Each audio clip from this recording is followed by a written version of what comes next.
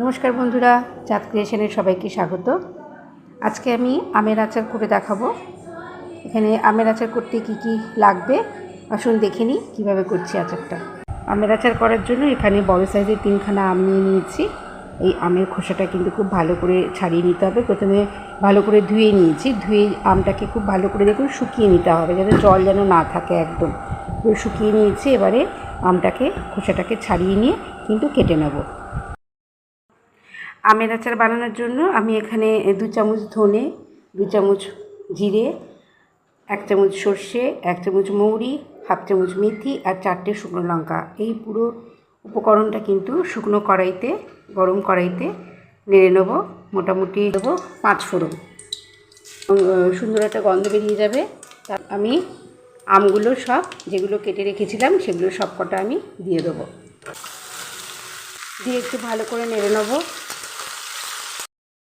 আমগুলো ফোড়নটা দিয়ে, যেটা দিয়েছিলাম ফোড়ন, 5 ফোড়ন আর শুকনো লঙ্কা, সেটা দিয়ে কিন্তু ভালো করে নাড়া হচ্ছে।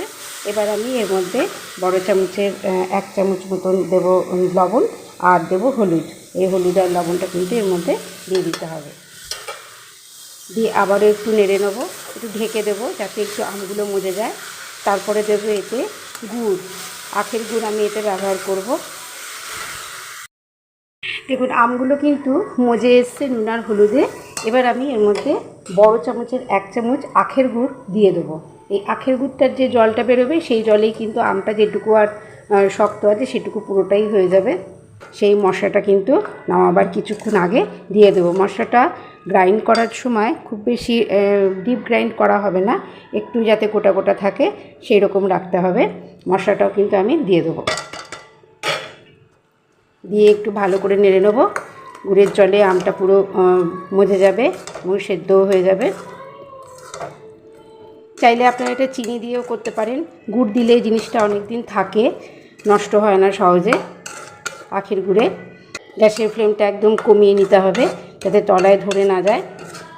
গুড় দেওয়ার সাথে সাথে কিন্তু একটু তলায় ধরে যাওয়ার ব্যাপার থাকে, সেই জন্য ফ্লেম কমিয়ে নিয়ে কিন্তু এটা খুব ভালো করে নাড়তে হবে। এরপরে নামিয়ে নেব।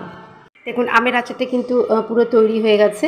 এবার আমি এটা কাঁচের একটা বাটির মধ্যে ঢেলে নেব, নাহলে কিন্তু কড়াইয়ের মধ্যে লেগে যাবে। একটু গরম গরম অবস্থাতে ঢালতে হবে। গুড় আছে সেই জন্য তাড়াতাড়ি করে ঢেলে রাখবো কাঁচের বাটিতে। দেখুন আমের আচারটা পুরো কিন্তু আমার তৈরি হয়ে গেছে। আমি এটা কাঁচের বাটির মধ্যে ঢেলে নিয়েছি।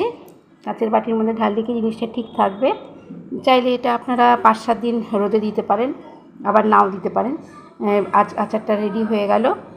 আশা করি রান্নাটা ভালো লাগলো। ভালো লাগলে সাবস্ক্রাইব করে দেবেন, লাইক করবেন, শেয়ার করবেন, কমেন্ট করবেন প্লিজ। চাঁদ ক্রিয়েশনে নিয়ে আসবো আবার একটি নতুন রান্না নিয়ে। আজকের মতো নমস্কার।